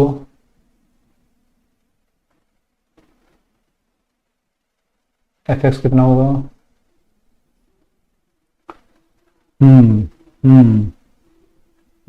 जीरो। जीरो कैसे हो जाएगा, खुशी राघव लिख रहे हैं जीरो, जीरो कैसे हो जाएगा। एक होता है f cos थीटा, एक होता है f sin थीटा। जिधर को एंगल बनता है, हाँ सही लिख रहे हैं बच्चे, जिधर को एंगल बनता है उधर को लेते हैं cos। तो ये थीटा एंगल बन रहा है 30 डिग्री का, वो किधर को बन रहा है, x की तरफ को बन रहा है। तो ये वाला हो जाएगा आपका f cos, और ये वाला हो जाएगा f sin।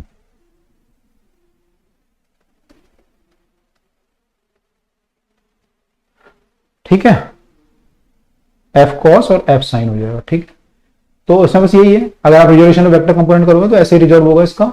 ठीक है, और अगर ये 3D में होता है तो 3D में थोड़ा सा अलग से रिजॉल्व करना पड़ता, तो इतना आपको कॉम्प्लेक्स नहीं आएगा, आपको 2D का ही आएगा। या 3D में आएगा तो हम IJK की फॉर्म में लिखेंगे भी, है ना, हम IJK में ब्रेक कर सकते हैं। तो एक्चुअली जो x कंपोनेंट होता है, जो x कंपोनेंट होता है उसको हम I कैप से डिनोट करते हैं, y कंपोनेंट को j कैप से, और z कंपोनेंट अगर आपका हो गया तो k कैप से। अगर z कंपोनेंट आ गया तो k कैप से करेंगे, I cap, j cap, k cap. ठीक है, जैसे यहां पे आपका आ गया ये f equal to f cos 30 और यहां पे आ गया f sin 30, तो हम लिखेंगे f equal to f cos 30 I cap, f cos 30 x direction में है तो I कैप आ जाएगा, plus f sin 30 j cap, ये आ जाएगा। ठीक है, और यहां पे आ जाएगा वेक्टर का साइन, क्योंकि ये फोर्स वेक्टर था यहां पे, इसको ही हमने ब्रेक किया ये, है ना। तो ये जो है ये है रिजोल्यूशन ऑफ वेक्टर कंपोनेंट। ठीक है, तो ये इजी है मेरे ख्याल से, हाँ और इजी है ये, सबको समझ में आ गया, ये सबको क्लियर है ये।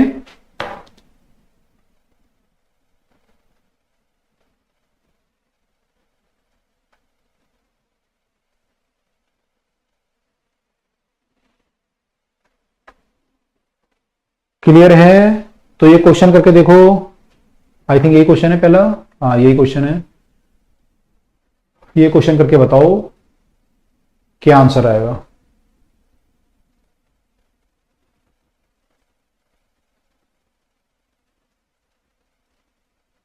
अब यहां पे थोड़ा सा मुझे फोर्स का ही बताना पड़ेगा आपको, एक बार ट्राई करो आप लोग, फिर मैं ट्राई करता हूं, फिर मैं बताता हूं आपको। हाँ क्लियर है सबको, यस लिखे हैं सब, ओके ठीक है, ओके करो एक बार ट्राई करो। Tension in the arms will be largest, ठीक है,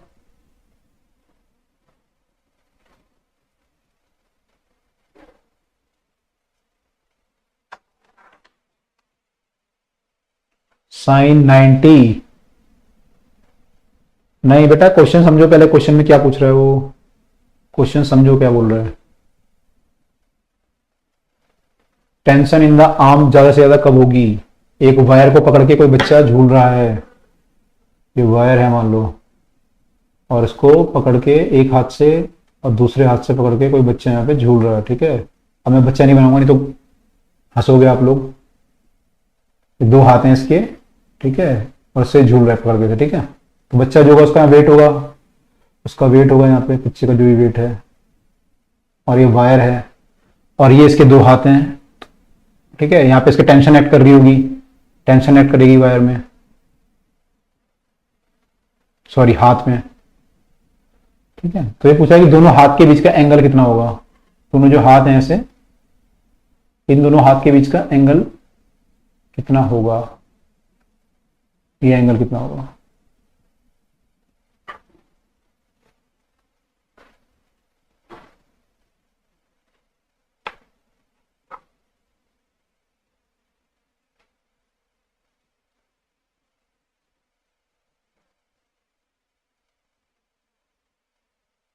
कुछ बच्चे निकाल पा रहे हैं, कुछ बच्चे सोच पा रहे हैं।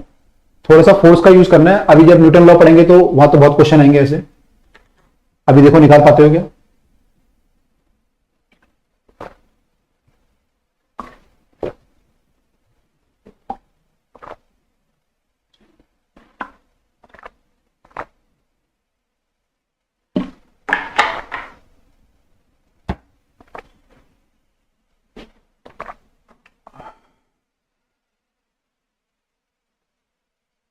वन 120 निकाल लें बच्चे।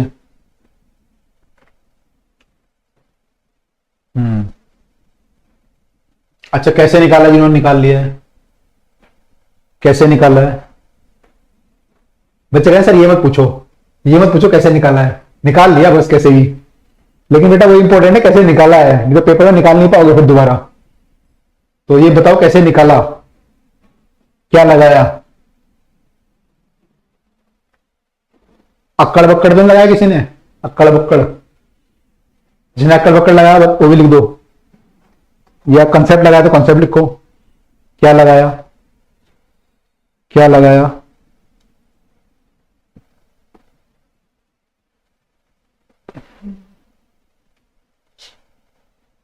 गैस, अरे गैस कर दिया बेटा, पेपर में नहीं कर पाओगे ना गैस, यहां तो कर लोगे गैस। पेपर में जब 4-4 नंबर होते हैं ना सामने, डर जाता है बच्चा क्या करूं, गैस मारूं कि ना मारूं। तो गैस नहीं चलेगा बेटा, यहां पे तो चल जाएगा, वहां नहीं चलेगा। ओके हरीश सही बता रहे हैं, कुछ कुछ सही बता रहे हैं हरीश। प्रशांत रेजोल्यूशन ठीक है। पहले वाला कौन सा विवेक, पहले वाला कौन सा बोल रहे हो, P square plus q square वाला। कुछ बच्चों ने बता दिया आंसर, रेजोल्यूशन वाला, हाँ वही लगेगा करेक्ट।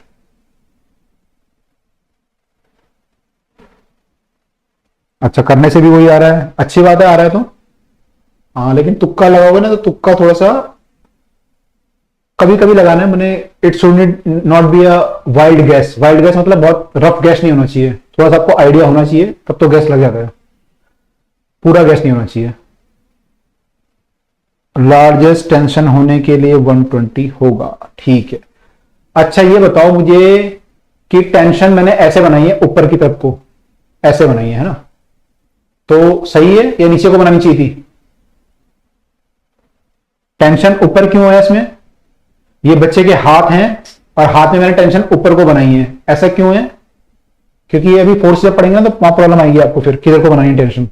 पुली जब पढ़ोगे, पुली ब्लॉक स्ट्रिंग, तो टेंशन किधर को बनानी चाहिए, मुझे ऊपर बनाई है मैंने इसमें, सही है। क्यों सही है, नीचे को क्यों नहीं बनाऊं, नीचे को क्यों नहीं बनाऊं, नीचे को बनाया तो मैं टेंशन, टेंशन अपवर्ड ही लगती है। अच्छा अच्छा टेंशन अपवर्ड लगती है। अच्छा अगर मैं यहां पे बनाता टेंशन तो इस वायर पे, अगर मैं इस वायर में टेंशन बनाऊं यहां पे इस पॉइंट पे, पी पॉइंट है मान लो, ये वायर है ना, यहां पे किधर को बनाऊंगा, ऐसे बनाऊं नीचे कि ऊपर बनाऊंगा, यहां पे अलग से बनाता हूं मैं। यहां तो मैंने बनाई ऊपर को, यहां बताओ यहां किधर को लगेगी वायर में। अभी आपके कंसेप्ट देखो सारे खुल जाएंगे अभी। जब टॉप वायर है तो टेंशन किधर को लगेगी, टॉप में वायर में, यहां पे पी पॉइंट पे मान लो, क्यू पॉइंट पे, जो ये वाली वायर है, नीचे वाली वायर, उसका हाथ है सपोज, तो वहां पे टेंशन किधर को लगेगी, नीचे को ऊपर को, वायर पे किधर को लगेगी, वायर पे फोर्स, ये वायर पे निकाल रहा हूं मैं। नीचे को कोई बच्चा कह रहा है नीचे को लगेगी क्योंकि वेट एक्ट कर रहा है, बोल सकते हो वेट एक्ट कर रहा है इसलिए नीचे को लगेगी, नीचे को लगेगी, वायर पे नीचे लगेगी, ठीक है। तो नीचे भी लग रही है ना टेंशन यहां पे।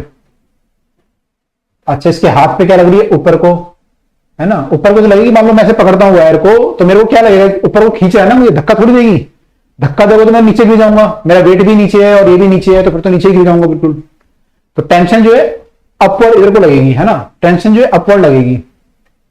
और जो मेरा वेट है, बॉय का जो वेट है वो नीचे काम कर रहा है, mg, ये नीचे को काम कर रहा है। अब ये एंगल मान लो थीटा है, पूरा एंगल, ये एंगल मान लो थीटा है, ठीक है।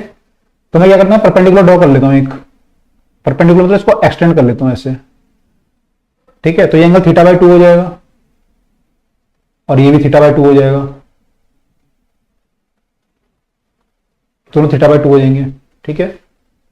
अब ये बताओ, जब मैं टी को ब्रेक करूंगा, टी इस टेंशन को ब्रेक करूंगा, यहां पे तीन फोर्स हैं, एक टी है, एक टी है यहां पे, और एक mg है। और ये बॉय इन तीनों फोर्सेस के कारण इक्विलिब्रियम में है, उसने टेंशन ऐसे पकड़ा हुआ है ना, और तो इक्विलिब्रियम में है, उसको दो टेंशन लग रही है ऊपर को और एक mg लग रहा है नीचे को, तीनों फोर्सेस के कारण इक्विलिब्रियम में है। तो यानी जो टेंशन है वो उसकी वेट को बैलेंस कर रही है, टेंशन उसकी वेट को बैलेंस कर रही है, लेकिन टेंशन पूरी बैलेंस नहीं कर रही, टेंशन का एक कंपोनेंट बैलेंस कर रहा होगा, टेंशन का एक कंपोनेंट बैलेंस कर रहा होगा, ठीक है। कौन सा कंपोनेंट कर रहा होगा, वर्टिकल, क्योंकि mg जो है नीचे है, तो टेंशन का जो वर्टिकल कंपोनेंट होगा वो बैलेंस करेगा। टेंशन के दो कंपोनेंट बनेंगे ना, टेंशन देखो ऐसे एक्ट कर रही है, मान लो एक टेंशन ले लेता हूं मैं, ये वाली ऐसे एक्ट कर रही है, तो टेंशन के दो कंपोनेंट बनेंगे। ये एंगल आपका थीटा बाई 2 था, क्योंकि इस टेंशन के दो कंपोनेंट बनेंगे, ये टी, अभी आपने देखा था इधर को एंगल होता है, उधर को कॉस बनता है, और इधर को बन जाएगा इसका टी साइन। तो इसका जो वर्टिकल वाला कंपोनेंट होगा ये वाला, वो बैलेंस करेगा बच्चे का वेट, ठीक है। अच्छा, इसका क्या होगा, टी साइन थीटा वाले का, ये क्या करेगा,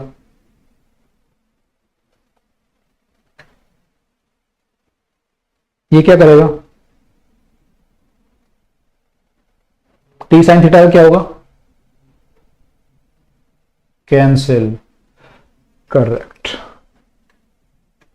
कैंसिल ईच अदर, क्योंकि टी एक ये भी है ना, एक टी ये भी तो है, इसका भी कंपोनेंट बन जाएगा, इसके भी दो कंपोनेंट, एक ऊपर को बनेगा, एक इधर को बनेगा। तो ये वाला क्या होगा, ये भी टी साइन थीटा बाई 2 हो जाएगा, और ऊपर वाला टी कॉस थीटा बाई 2 हो जाएगा। तो ये दोनों हो जाएंगे आपस में कैंसिल,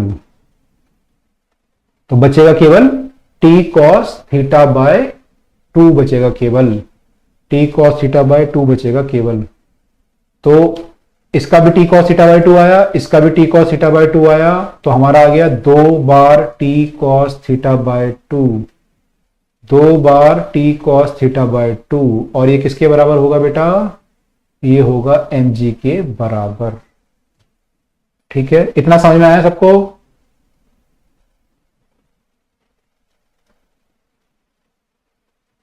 इतना समझ में आया सबको।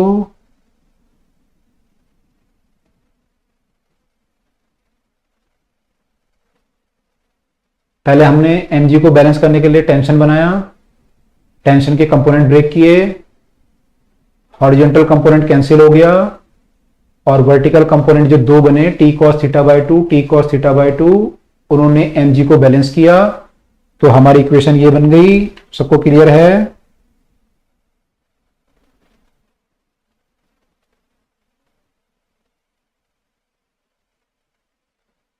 हरीश कह रहे हैं कि मेरा टेंशन किधर को लगेगा, वो क्लियर नहीं हुआ, मेरा किधर को लगेगा, मेरा वायर पे किधर को लगेगा, ये वायर पे मेरा तो इसको देखेंगे अभी जब पुली आएगा ना, भी पुली वगैरह बहुत डिटेल में पढ़ेंगे इसको भी, किसका टेंशन किधर को लगेगा, है ना, मासलेस क्यों लेते हैं स्ट्रिंग को, सब पढ़ेंगे आगे, अभी सब आ जाएगा आगे। इतना क्लियर हो गया सबको, सब बच्चों ने लिख दिया क्लियर है, ठीक है। तो ये जो मैंने फोर्स बनाए हैं मेरे पे लग रहे हैं, मेरे पे लग रहे हैं, है ना, मेरे पे, यानी मेरे हाथ पे, मेरे पे जो फोर्स लग रहा है, टेंशन इधर को लग रहा है, एक टेंशन इधर को लग रहा है, और mg नीचे को लग रहा है, तो मेरे पे तीन फोर्स लग रहे हैं, और वो आपस में बैलेंस कर रहे हैं। ठीक है,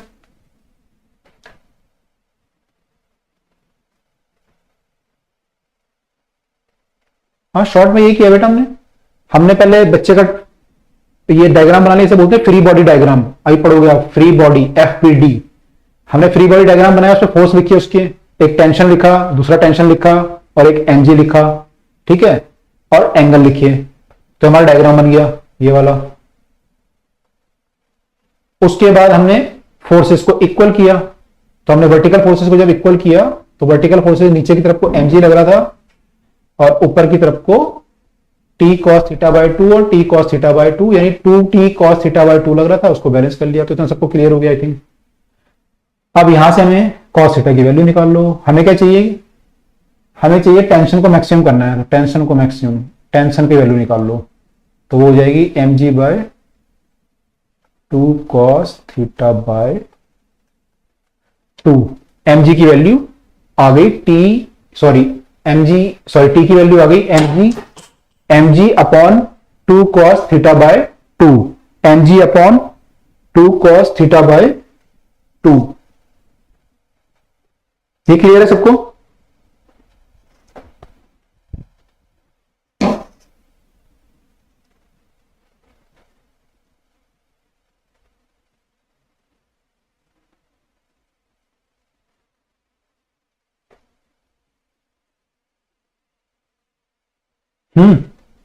अब इसने क्वेश्चन क्या पूछा था, क्वेश्चन पे आ जाओ। क्वेश्चन क्या पूछा था, for which of the following value tension is largest. Tension को लार्ज होना है, लार्ज बड़ा, टेंशन को लार्ज, तो mg को होना है छोटा, mg को होना है, सॉरी कॉस को होना है छोटा, कॉस को होना है छोटा। तो कॉस जो है सबसे कम कौन सी वैल्यू पे होगा ये चेक कर लो। 4 ऑप्शन दिए हुए हैं आपको 4 ऑप्शन दिए हुए हैं। एक तो दिया हुआ है 30, एक दिया हुआ है 60, एक 90 और एक 120। तीनों पे चेक कर लो। तो mg by cos theta by 2 करना पड़ेगा, लेकिन आपको जब 30 पुट करोगे तो थीटा बाय 2 हो जाएगा 15 डिग्री, फिर हो जाएगा 60 पुट करोगे तो 30 हो जाएगा, 90 पुट करोगे तो 45 होगा और 120 पुट करोगे तो 60 हो जाएगा। तो आपको पता है कॉस की जो वैल्यू होती है वो एंगल बढ़ने के साथ साथ घटती है। कॉस 0 1 होता है और कॉस 90 0 होता है। तो जैसे जैसे आपका एंगल बढ़ता है 0 से 90 की तरफ जाते हो आप, एंगल बढ़ता है तो कॉस की वैल्यू क्या होती है, घटती है। कॉस की वैल्यू यहां ज्यादा होती है, 90 पे कम होती है। तो जैसे जैसे आपका एंगल बढ़ता जाएगा, ये 30 से आप 60 जाओगे और फिर 90 और 120, तो 120 उसका आधा जो होगा 60 होगा, यानी आप 15 से पहले 30 गए, इसका आधा 15 हो जाएगा, इसका आधा 30 हो जाएगा, इसका आधा 45 हो जाएगा, इसका आधा 60 हो जाएगा। तो यहां पे आप ये सारी वैल्यू पुट करोगे और जब ये सारी वैल्यू पुट करोगे तो 15 सबसे कम जो वैल्यू आएगी, सबसे कम वैल्यू कब आएगी, 60 पे, क्योंकि यहां पे एंगल बढ़ने के साथ कॉस घटता है। तो सबसे कम वैल्यू 60 पे जब आएगी तो कॉस की वैल्यू सबसे कम होगी, टेंशन की सबसे ज्यादा होगी। तो this is the answer, this is the answer. ये क्लियर है सबको?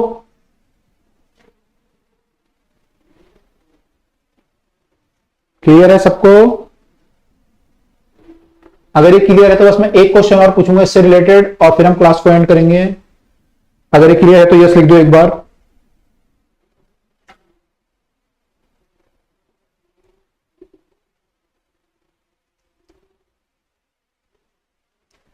यस लिख रहे हैं, ओके, यस यस, क्लियर है सबको?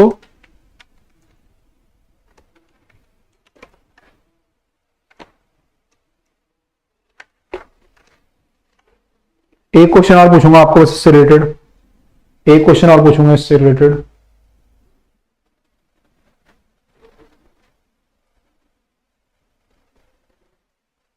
सबको क्लियर है? ओके। जिनको नहीं हुआ है, जिनको नहीं हुआ है एक बार खुद करके देख लेंगे, खुद करके देख लेंगे या वीडियो से देख लेना एक बार दोबारा, खुद करना। जब तक खुद नहीं करोगे तब तक नहीं होगा, टीचर के कराने से कुछ नहीं होगा। मैं यहाँ पे आपको अगर 5000 क्वेश्चन भी करा दूंगा ना सारे, तब भी आपका सिलेक्शन नहीं होगा नीट में। लेकिन आप अगर कर लोगे 3000 क्वेश्चन भी तब भी हो जाएगा। तो मैं तो आपको बस केवल कंसेप्ट बता रहा हूं कि फिजिक्स पढ़ने कैसी है, कैसे पढ़ना है फिजिक्स को, और क्वेश्चन कैसे करने आपको ही है, आपको प्रैक्टिस करनी है, तभी आपके कंसेप्ट क्लियर होंगे। ठीक है, तो अगर ये क्लियर है तो मेरा क्वेश्चन ये है, इसमें मेरा क्वेश्चन ये है कि इसमें ध्यान से सुनना, 4 ऑप्शन दिए थे आपको, 30, 60, 90, 120, है ना। अगर मान लो ऑप्शन ना होते, अगर मान लो ऑप्शन ना होते तो आंसर क्या आता फिर? अगर इसका आंसर ऑप्शन ना होते, which of the following value theta tension in the arm will be largest, तो क्या आंसर आता?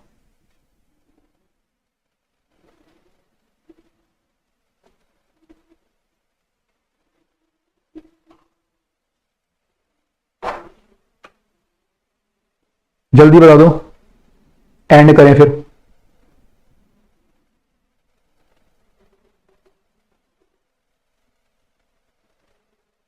टेंशन को मैक्सिमम करना था, टेंशन मैक्सिमम करने के लिए कॉस को मिनिमम करना है। कॉस को मिनिमम मतलब उसका मैग्नीट्यूड मिनिमम करना है, ठीक है, माइनस वाला मिनिमम नहीं, मिनिमम। अगर मान लो कॉस 0 हो गया, कॉस अगर 0 हो गया तो टेंशन कितनी हो जाएगी?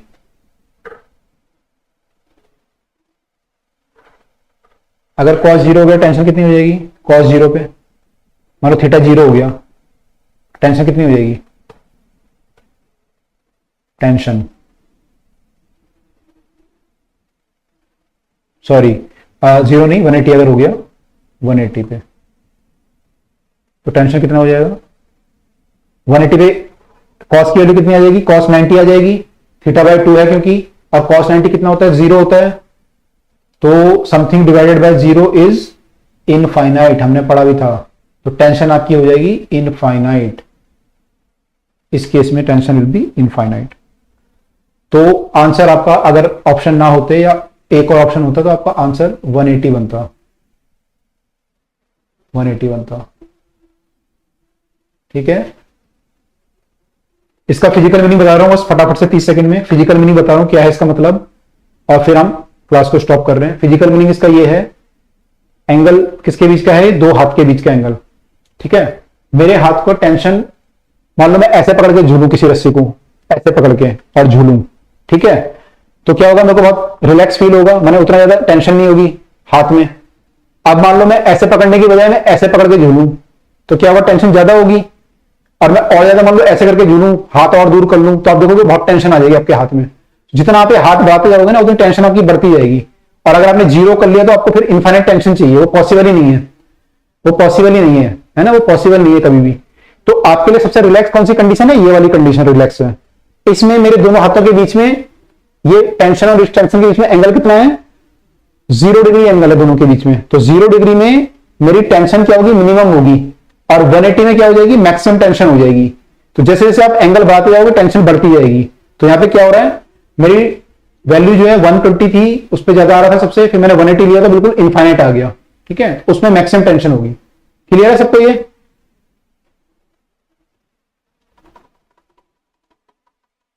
क्लियर है? ये शिवानी क्वेश्चन देखो, न्यूमेरिकल तो आपको एक बार करके देखना, अगर न्यूमेरिकल नहीं है, ये कंसेप्ट क्लियर है जो मैंने बताया हाथ वाला, अगर वो क्लियर है तो फिजिकल मीनिंग समझ में आया इसका कि मैंने यहां एंगल जो बढ़ रहा है तो टेंशन क्यों बढ़ रही है एक्चुअली। क्वेश्चन तो एक बार करना, अगर नहीं आएगा फिर हम क्लास में डिस्कस दोबारा कर सकते हैं। क्लियर है सबको? क्लियर है? हरीश, रितु, गुंजन, अमित, बस लिख दो फटाफट last. Gunjan yes, Fareen okay, Sanjay Kumar, Khushi, Pooja, Sania, सबको क्लियर है? दीपांशु गुप्ता ओके, सबको क्लियर है? तो फिजिकल मीनिंग भी समझना है हमें, इसका मीनिंग क्वेश्चन नहीं करना, केवल मीनिंग भी समझना है उसका हो क्या रहा है ना। कई बार बिना समझे भी गड़बड़ हो जाती है।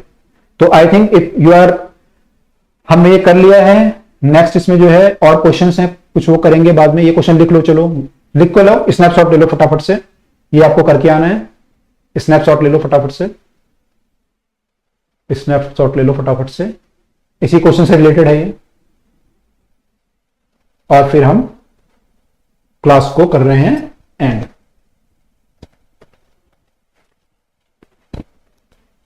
ओके, तो आप स्नैपशॉट ले लें and I am finishing this class. Next class में फिर हम इससे आगे मूव करेंगे। आई थिंक फिर हमारा प्रोडक्ट ऑफ द वेक्टर वगैरह आ जाएगा, मल्टीप्लिकेशन, तो वो देख लेंगे। तो दैट्स इट, और यहीं तक टेस्ट में आने वाला है। तो फिर be prepare for the test and best of luck for your test. Okay, thank you बेटा।